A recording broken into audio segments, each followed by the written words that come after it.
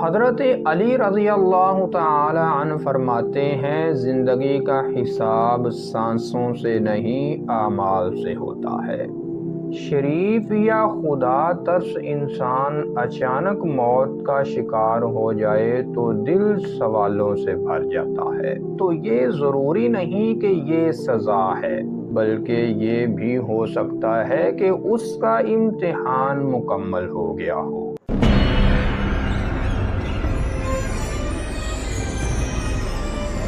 بسم اللہ الرحمن الرحیم۔ معزز ناظرین کرام، السلام علیکم ورحمۃ اللہ وبرکاتہ۔ ناظرین کرام، لائف لائٹ چینل میں خوش آمدید۔ آج کی ویڈیو میں ہم جس ٹاپک پر بات کریں گے وہ یہ ہے کہ دنیا سے ہمیشہ نیک لوگ ہی جلدی کیوں فوت ہوتے ہیں؟ اچھے لوگ مر جاتے ہیں، برے بچ جاتے ہیں، کیوں؟ معزز ناظرین، دنیا میں جب کبھی کوئی نیک، ہمدرد، شریف یا خدا ترس انسان اچانک موت کا شکار ہو جائے تو دل سوالوں سے بھر جاتا ہے کہ اچھے لوگ ہی کیوں جلدی مر جاتے ہیں۔ اور پھر جب وہ لوگ جو دوسروں کو تکلیف دیتے ہیں، ظلم کرتے ہیں، کسی کی پرواہ نہیں کرتے، وہ لمبی عمر پاتے ہیں تو یہ سوال اور گہرا ہو جاتا ہے۔ کیا اس دنیا میں انصاف نہیں؟ کیا خدا صرف دیکھ رہا ہے؟ یہ وہ سوال ہے جو صرف عام انسان ہی نہیں بلکہ فلاسفرز، سائنٹسٹ، صوفی اور پیغمبروں کے ماننے والے بھی صدیوں سے سوچتے آئے ہیں۔ لیکن آئیے آج ہم اسے اسلام، سائنس اور عقل کی روشنی میں سمجھنے کی کوشش کرتے ہیں۔ ناظرین کرام، قرآن ہمیں بتاتا ہے کہ اس دنیا کی زندگی ایک امتحان ہے، ایک ایسا امتحان جس میں ہر شخص کا وقت، حالات، مواقع اور مشکلات مختلف ہیں۔ جیسے ایک اسکول کی ہر کلاس کے بچے کا پرچہ الگ ہوتا ہے، ویسے ہی خدا ہر انسان کے لیے آزمائش کا پیمانہ بھی جدا اور الگ رکھتا ہے۔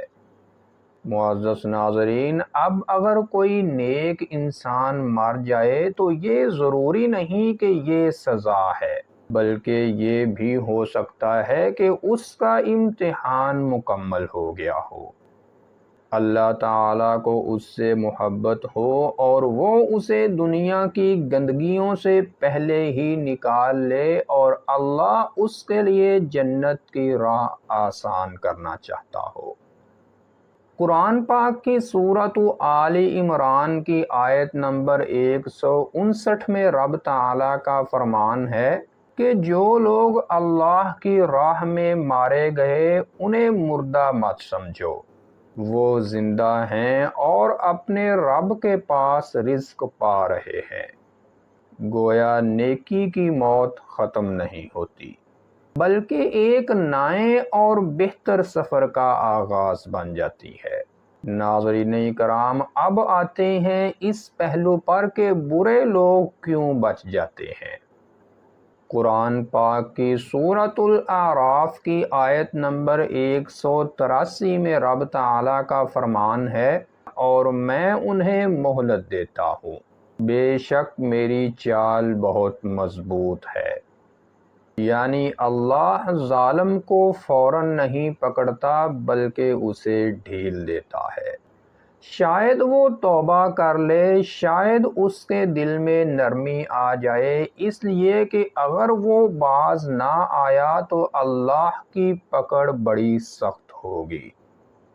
ناظرین کرام، سائنس بھی یہ کہتی ہے کہ زندگی کی مدت صرف ڈی این اے یا ماحول پر نہیں بلکہ انسان کے اندرونی، ذہنی اور روحانی سکون پر بھی منحصر ہوتی ہے۔ ایک انسان جو سچ بولتا ہے، دل کو صاف رکھتا ہے، اپنے ضمیر کے خلاف نہیں جاتا، اس کا جسم اور دماغ ایک دوسرے سے ہم آہنگ اور آپس میں ملے ہوئے رہتے ہیں۔ لیکن ایسے لوگ اکثر خود کو دوسروں کے لیے قربان کرتے ہیں، خود تھکن اور درد کو برداشت کرتے ہیں، اور بعض اوقات اسی دباؤ میں ان کی صحت متاثر ہو جاتی ہے۔ جبکہ جو ظالم ہے، جو بے پرواہ ہے، جو ضمیر کی آواز کو دباتا ہے، وہ بظاہر خوش نظر آتا ہے لیکن اندر سے خالی، مضطرب اور تنہا ہوتا ہے۔ معزز ناظرین، یہ لمبی عمر ضرور پاتے ہیں، مگر یہ زندگی خالی ہوتی ہے، روحانی طور پر مردہ۔ پھر یہ بھی یاد رہے کہ زندگی کی اصل قیمت لمبائی میں نہیں بلکہ گہرائی میں ہے۔ حضرت علی رضی اللہ تعالی عنہ فرماتے ہیں، زندگی کا حساب سانسوں سے نہیں، اعمال سے ہوتا ہے۔ ایک نیک انسان شاید 30 سال جیا ہو، لیکن وہ لاکھوں لوگوں کے دلوں میں روشنی چھوڑ گیا، جبکہ ایک ظالم 90 سال جیا مگر اس کی یاد بھی دل کو جلا دیتی ہے۔ ناظرین کرام، آخرت کی زندگی میں بھی یہ سوال اپنی جگہ اور اہمیت نہیں رکھتا، کیونکہ دنیا کا انصاف محدود ہے۔ اصل جزا و سزا وہاں ہے جہاں نہ وقت کی قید ہوگی، نہ ظاہری حالات کی رکاوٹ۔ جیسے ایک فلم کے درمیان والے کچھ سینز سے پوری کہانی کا فیصلہ نہیں ہو سکتا، ویسے ہی موت و حیات کے کچھ واقعات سے ہمیں کسی کی اصل منزل کا فیصلہ نہیں کرنا چاہیے۔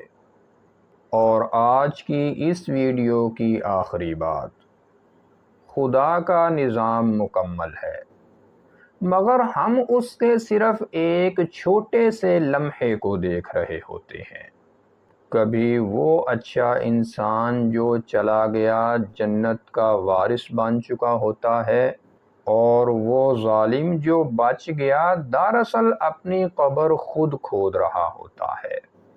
لہٰذا نیک لوگ اگر رخصت ہو جائیں تو افسوس نہ کرو، بلکہ ان کے پیچھے دعا کرو اور ان کے نقش قدم پر چلنے کی کوشش کرو، کیونکہ یہ دنیا ایک مقام آرام نہیں بلکہ سفر کا ایک پڑاؤ ہے۔ اور یاد رکھو، اللہ کبھی کسی کے ساتھ ناانصافی نہیں کرتا، بس ہم انسان وقت سے پہلے فیصلہ کرنے کی جلدی میں ہوتے ہیں۔ تو ناظرین کرام، یہ تھی آج کی ویڈیو، اور اگر آپ اس کے متعلق ویڈیو دیکھنا چاہتے ہیں کہ جب خدا دیکھا، سنا اور چھوا نہیں جا سکتا تو پھر ہم خدا کو کیوں مانیں، تو اوپر آئی کے بٹن پر کلک کر کے دیکھ سکتے ہیں۔ السلام علیکم ورحمۃ اللہ وبرکاتہ۔